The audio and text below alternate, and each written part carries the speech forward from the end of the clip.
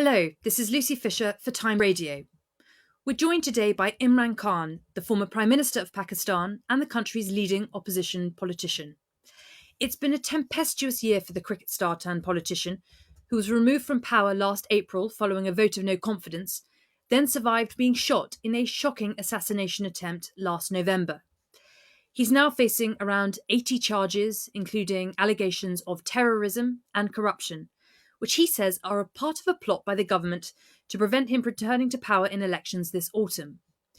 In recent weeks, a warrant for his arrest has been issued and rescinded, and thousands of his supporters have turned out on the streets in Islamabad, Lahore, Karachi, and Peshawar, among other cities in Pakistan, leading to violent clashes with the police. Mr. Khan, thanks for joining Times Radio today. My pleasure. So earlier this week, you addressed your first rally since you were shot 4 times in the leg last autumn, but you spoke to the crowd from a bulletproof box. You believe your life is still in danger? Well, yes, Lucy, not do I believe so. The Interior Minister, he has gone public to say that my life is in danger.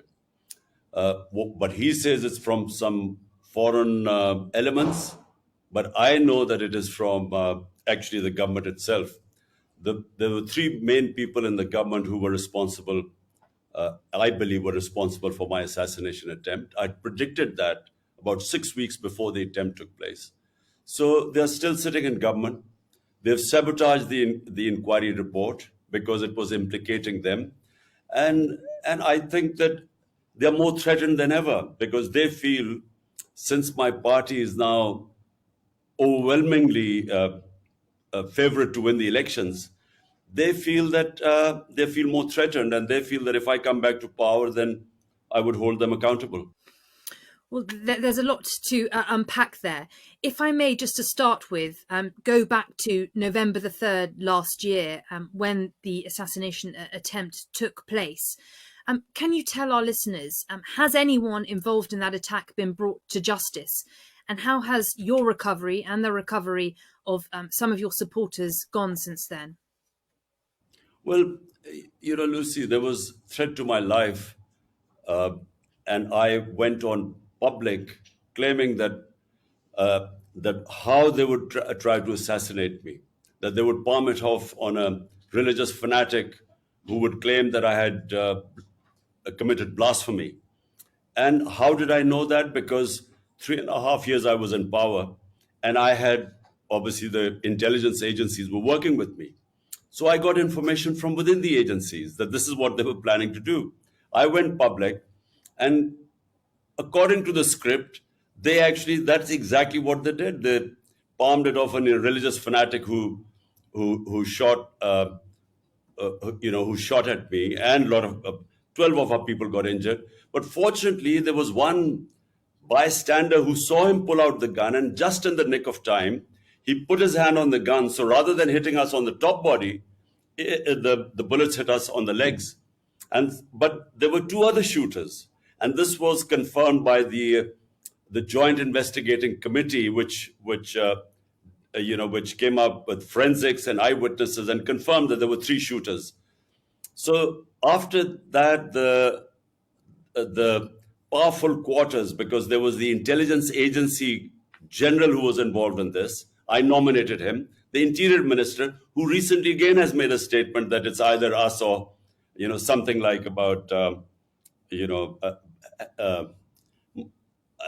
it was us or them, or some stupid statement he's made. And then, of course, the Prime Minister. All of them have been involved in extrajudicial killing, and there's a record about them. So they were still sitting in power, and they sabotaged the findings of the Joint Investigative Committee. Now, since they are still in power, and since my party has won 30 by-elections out of 37 in the last few months, they know that we are favorites to win the elections, and therefore my life is, more at risk now because they're petrified that I would be back in power. Well, certainly some of the language used by the Interior Minister describing you as an enemy and incurable must scare you, I'm sure. Your allies have raised concerns about the disappearance this month of a member of your social media team. Explain what you believe or suspect has happened to him. Well, Lucy, what's happened is that since we were deposed from power, and that this was the person behind it was the army chief. As you know, the establishment is all powerful with the intelligence agencies.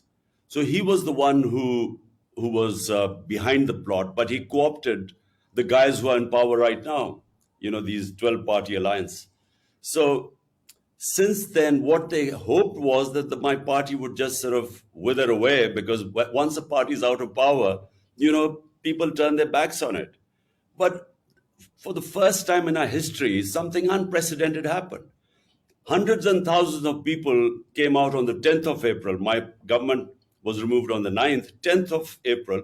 Hundreds and thousands of people came out on the streets. Now, when that happened, everyone was taken by shock, including the establishment. So rather than the popularity going down, with time, my popularity and my party soared to heights which no party in Pakistan's history is as popular as my party PTI is right now. Therefore, that's when this plot was hatched to have me removed. And, us winning 30 out of 37 by-elections meant that my life was even more in danger as time went on, because elections are due. The Supreme Court had asked for the provincial elections on the 30th of April. The general elections take place in October. Now they're all scared that in these two provincial elections on the 30th we would win. So they're challenging in the Supreme Court right now. They're scared of elections. And so the two are related. The threat to my life and elections and coming to power are all related. Well, certainly, just for listeners and viewers not aware, Pakistan is having a big set of elections this autumn. Of course, you may not be allowed to stand, Mr. Khan, if you are convicted on some of the charges which you are currently accused. This includes corruption, the suggestion that you sold state gifts while in office and hid your assets, and more recently, charges of terrorism. What's your response to these allegations? Well, Lucy, let me just put the record straight. There are 140 cases against me right now, which include blasphemy, which includes sedition, which includes 40 cases of terrorism. 40 cases. Now remember, this country has known me for 50 years. I'm probably the longest known Pakistani and the well-known Pakistani, in 5 decades. So no one believes that I have broken the law, because I've never broken the law in my life. In fact, my movement is called Movement for Justice, Rule of Law. So none of all these cases, whenever they go to a trial court, I get bail because there's nothing in the cases. I mean, for instance, I'm accused of terrorism. Now, how am I accused? Some party members do a peaceful demonstration outside the election commission. I'm sitting in another city and I'm charged with terrorism. Or I go and make a court appearance. And so there are a lot of followers there. We go in and come out, and there are 3 terrorism cases. So no one believes this. And whenever it goes to court, they get set aside.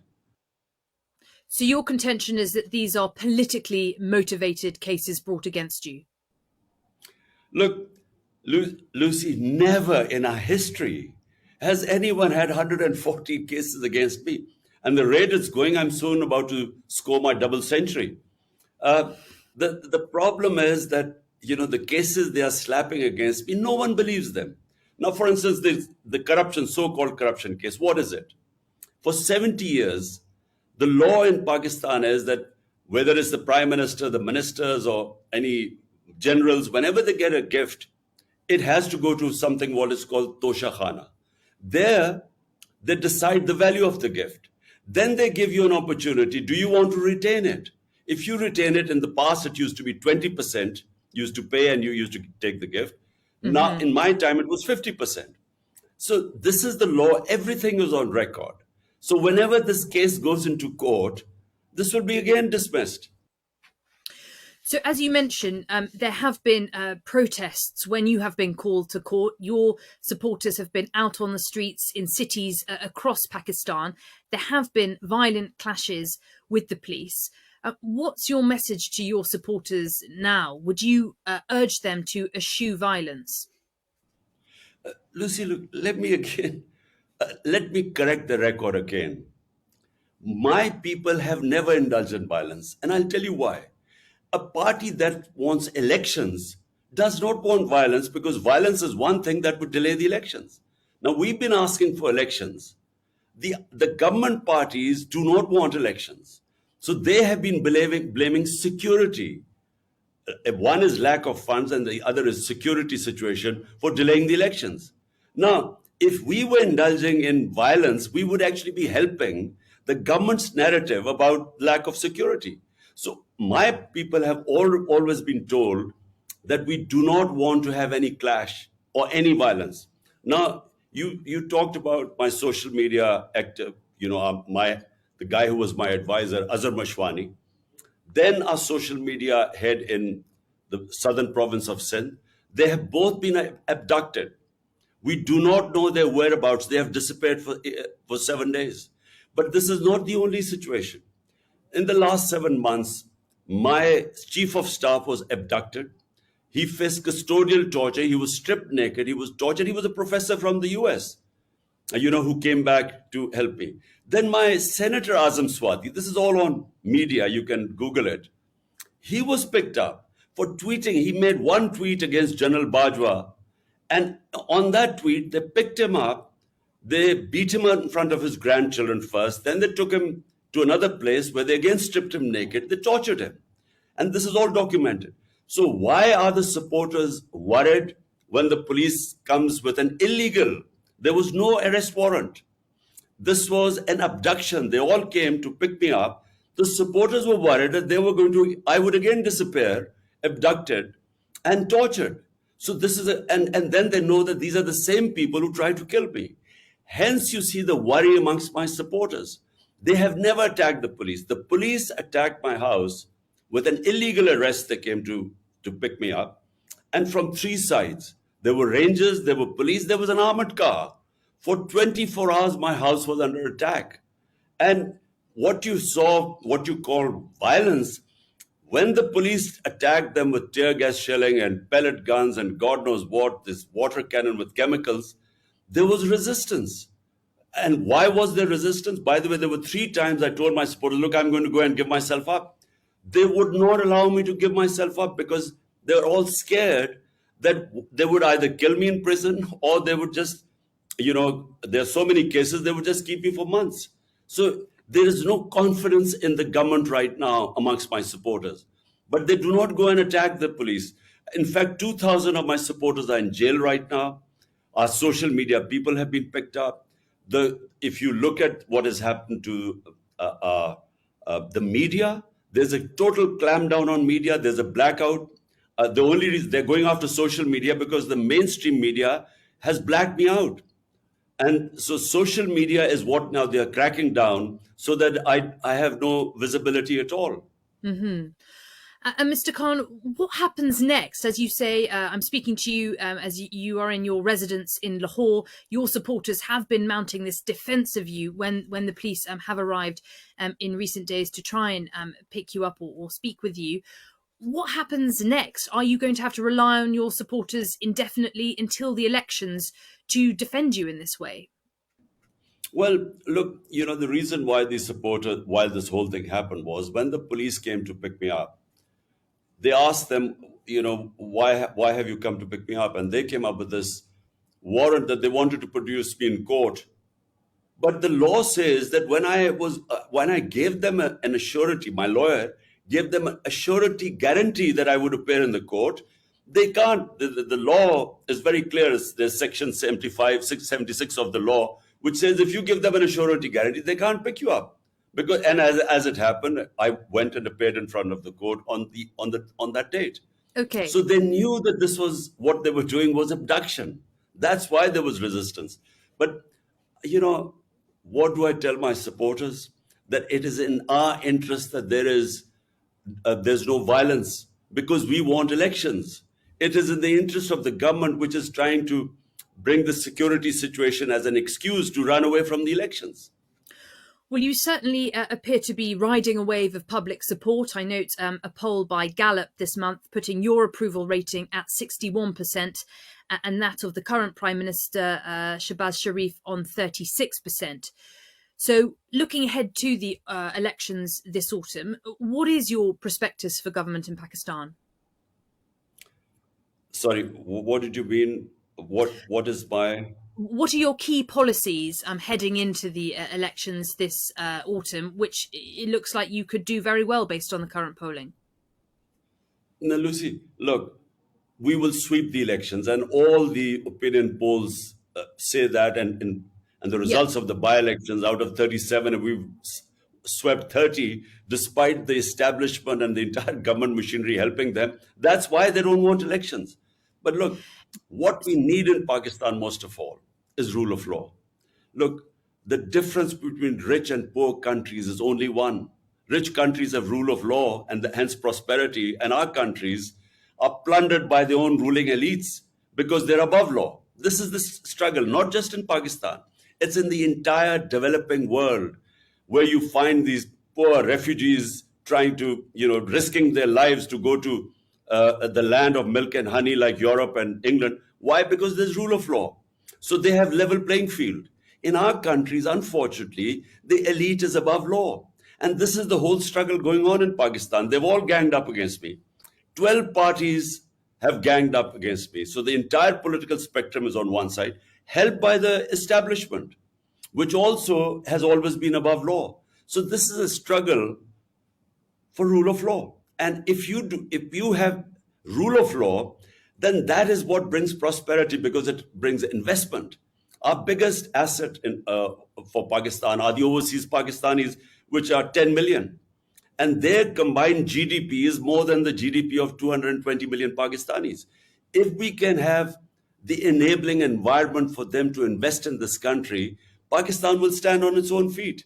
I mean, I'm just giving you a very rough idea that unless you have rule of law, you cannot have prosperity because, we get robbed by our own elites who siphon off money and it ends up in Western capitals and in offshore accounts. And as I said, it's the problem with, you look at the developing world, it's the same problem everywhere. So, restoring rule of law is at the centre of your policy proposals for the country. Just a quick word, if I may, on Pakistan's fairly precarious financial situation. It is on the brink of default. How are you going to restore financial stability to the country? Well, this is, Lucy, the biggest challenge because we had sort of balanced our economy like most of the developing world.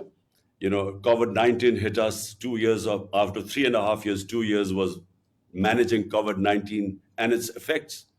And then, we had the commodity super cycle. Suddenly the energy prices skyrocketed. So not just Pakistan, but most of the developing worlds suffered from balance of payments issues because when the oil price during our time was between 110 to $115 per barrel, it's come down to $65 to $70. So when the prices went up, so we too had problems. But if you look at the economic survey of Pakistan a year ago, we had the best economic indicators in 17 years of Pakistan's economic history. And so we had managed to balance this. We got our country out of COVID-19, one of the top three countries that managed the virus, the corona effects of COVID-19, the best. We were rated as one of the best countries. And then we managed to pick up our economy. Now, when they pulled the plug, we had overshot all our targets that we had set, whether it was revenue collection, it was exports, it was remittances, it was agriculture and industrial output. So we were doing our best. But what happened was that after that, the new government came in, did not have a plan, markets lost confidence, political instability, because no one knew how, because the government maximum would have lasted for 1.5 years. The elections were this autumn anyway. So that in that political instability and then then incompetence to handle the economic situation and give a roadmap, that's when the economy went into a tailspin. So we lost 35% of the value of our currency in 10 months. Yeah, well, a lot to sort out on that front, on the financial situation. Mr. Khan, just a final word then about cricket and where cricket perhaps meets politics to bring your former life and your current life together, if I may. Tomorrow, the biggest franchise tournament in world cricket returns when the 16th edition of the Indian Premier League gets underway. India has banned Pakistani players from taking part since the Mumbai terror attacks in 2008, and there's no sign of that ban being lifted. The Board of Control for Cricket in India has long been accused of using this ban as a political weapon. My question to you is, would you call on other cricketing nations like England to push for Pakistani players to be allowed to play next year? Well, it is unfortunate, the relationship between Pakistan and India. There's a lot of arrogance in the way India now behaves in the cricketing world as a cricketing superpower. And because of their ability to generate a lot of funds, a lot more than any other country, I think they almost dictate now, as a sort of the arrogance of a superpower of who they should play and who they shouldn't. And um, I find it strange that the Indian Cricket Board would take it out on the Pakistan cricket players. It just reeks of arrogance. But Pakistan has now very good quality Super League too, and foreign players come to Pakistan, and I think that why, if India doesn't allow Pakistan players, so be it. Pakistan should, we have excellent a clutch of young cricketers coming up, and so we shouldn't worry about it. And of course, back in the day, you used to play for Sussex and I believe for Worcestershire. Have you, by chance, caught the current racism scandal that has beset English cricket? Look, I haven't had much time to watch cricket. To follow that. My life has sort of, you know, hasn't given me the spare time in the last 4 years. But I read about the Yorkshire racism scandal, and look, from the time I started, and I started in 1971 as a teenager, and from that time to when I was finishing cricket in the sort of mid 80s, I saw a change take place in England. There was a lot of open racism in English cricket, in county cricket when I started. And by the end of my career, somehow, if there was racism, it went undercover. You did not have overt racism by the time I finished in the sort of mid to late 80s. But when I started off, I mean, there were all the time racist remarks on the cricket field. It was, even the Pakistanis, especially in the north of England, would suffer racism. There were these skinheads who were very, you know, anyone was a Paki and they would abuse you in the streets. So it gradually began to change. And, by the time I finished, there was much less racism. Well, I'm glad to hear it diminished during your time playing cricket. Clearly, it seems from the latest scandal there is still some way to go, but thank you for commenting on that. That's all we've got time for today. Imran Khan, former Prime Minister of Pakistan and cricketing star, thank you so much for joining Times Radio. My pleasure, Lucy. Thank you.